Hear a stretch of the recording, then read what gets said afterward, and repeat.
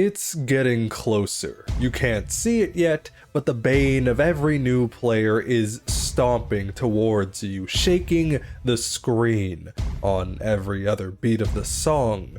Eventually, it bursts through a wall or leaps from the shadows with a resounding roar. You better not have been bragging, cause look who the cat dragged in. The red dragon has arrived, and with it comes your dance with death. And I do mean dance. In Crypt of the Necrodancer, generally speaking, you perform one action, one input on every beat of the song.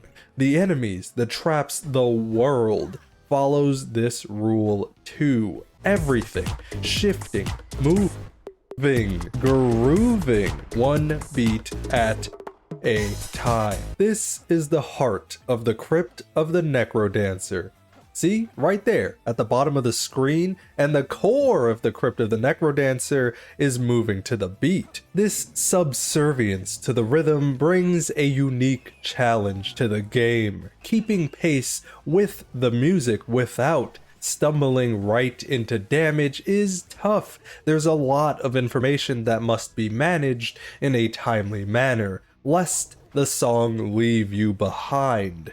It can feel like you're being dragged forward by your arm, barely able to remain upon your feet. The enemy that I believe best exemplifies the unique difficulty of the Crypt of the Necrodancer is the red dragon. Killing this thing optimally with a dagger requires you to do what can only be described as a very simple dance. Up, side, side, attack. Down, side, side, attack. Repeat until the beast is slain. Remembering this process is easy. It's basically just a 4-step shuffle, but without practice, implementation is the issue.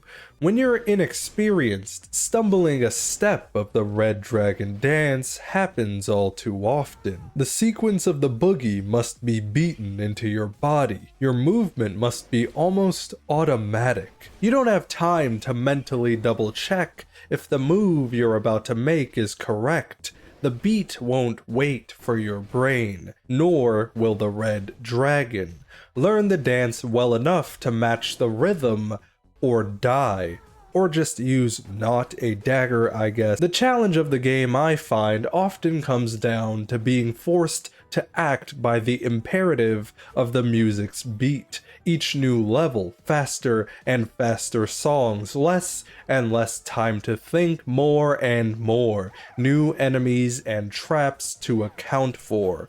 When my screen filled up with enemies I had not seen, jumping around on tiles I did not recognize, it felt like I was trying to steer a car that had a brick on its accelerator and its brakes cut out.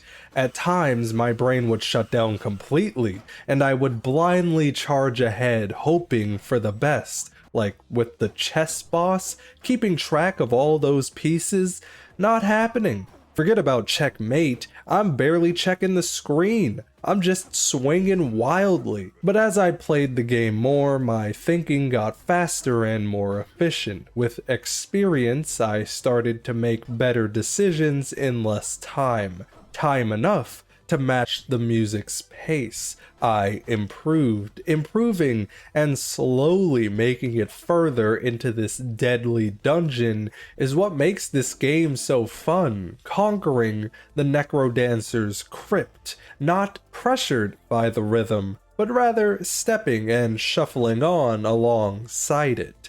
Also, I've got to mention, multiplayer co-op is really fun. The victories are twice as exciting when shared, and the defeats are at least 10 times funnier. Randomly hearing your friend's death scream echo throughout the level as they succumb to the crypt's fury somewhere off screen is absolutely hilarious.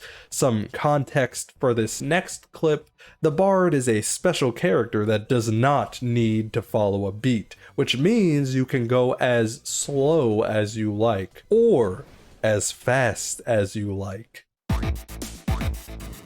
Holy shit, dude, let's go. All I hear, oh! gradually getting better at avoiding doom, and getting good enough to survive the Necrodancer's tomb. A scary new area, but safe in the merchant's room. Let me do him a favor and clean out all these mushrooms.